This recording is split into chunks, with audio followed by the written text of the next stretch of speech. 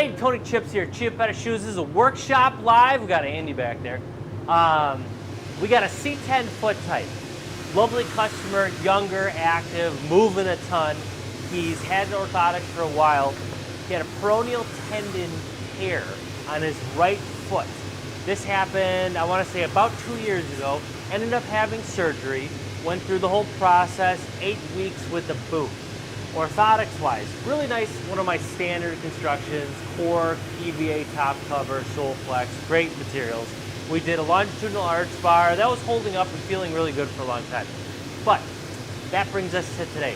8 weeks of a boot, and that was earlier in the year. All of a sudden, so that was the right side, had the surgery with the boot.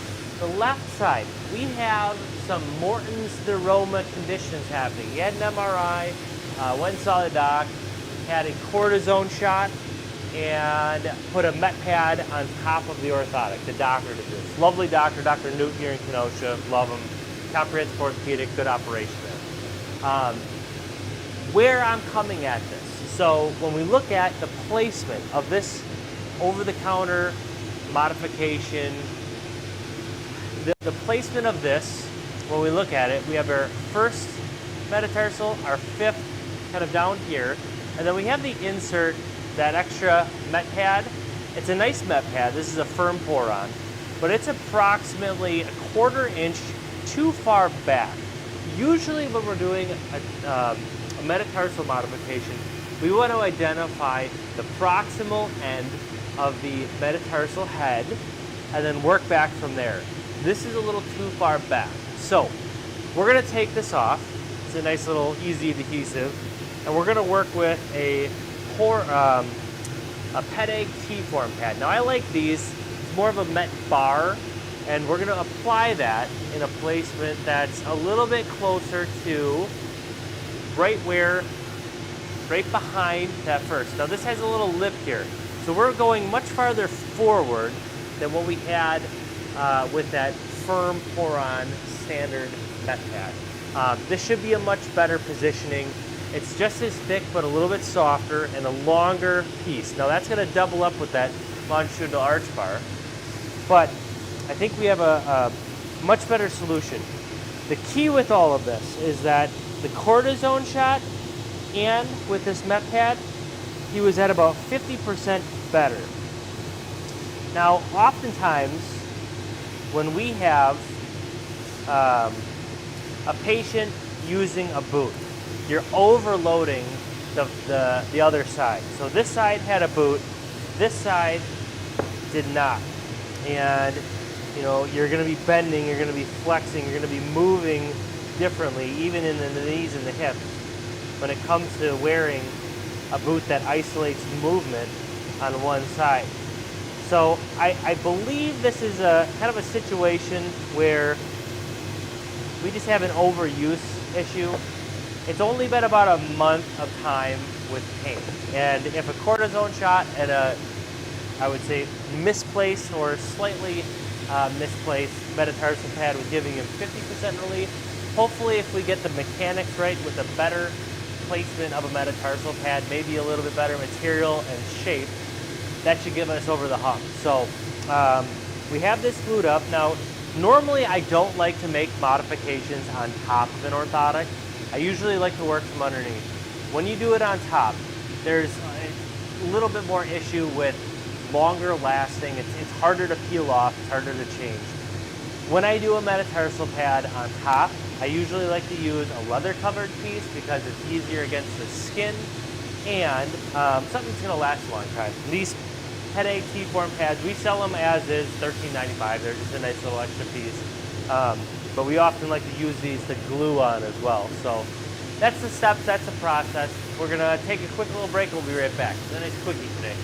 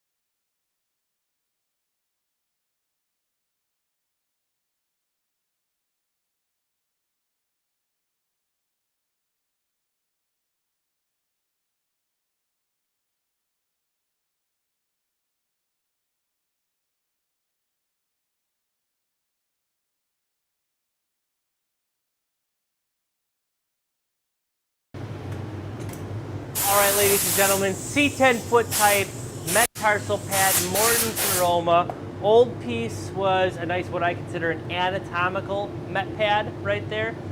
Really nice shape to it, firm pour on.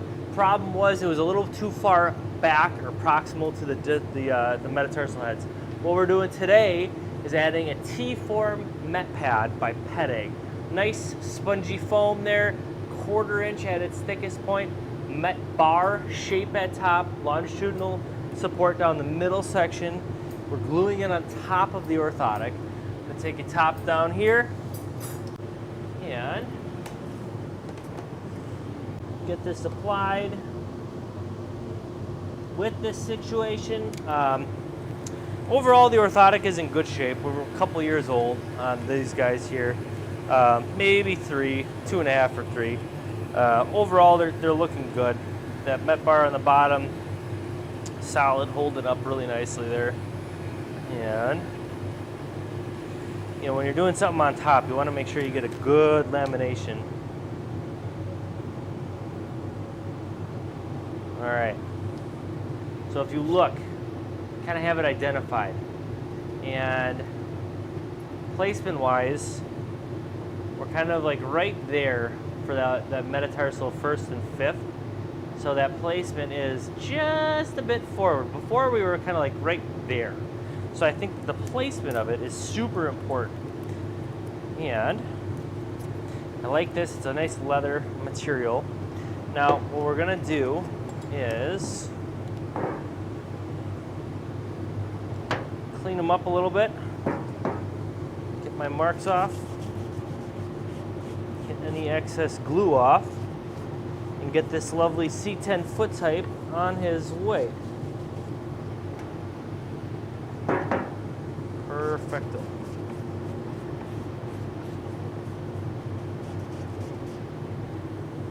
Awesome. Okay. Give them a little heat, puff them up just a bit. These are getting close to the end of their life. This customer, I think he likes hiking and a lot of outdoors activities. So he's hard on his feet. Next set of orthotics, we might set up with a little bit different cushioning layer. You know, we guarantee our custom orthotics for 3 years, and we gotta stand behind that. So that's a wrap. C10 foot type metatarsal placement is essential for effectiveness when you're trying to help Morton's aroma. If you have any problems, make sure to check us out at chiappettashoes.com/appointments. Ain't no better than Chiappetta. Ciao.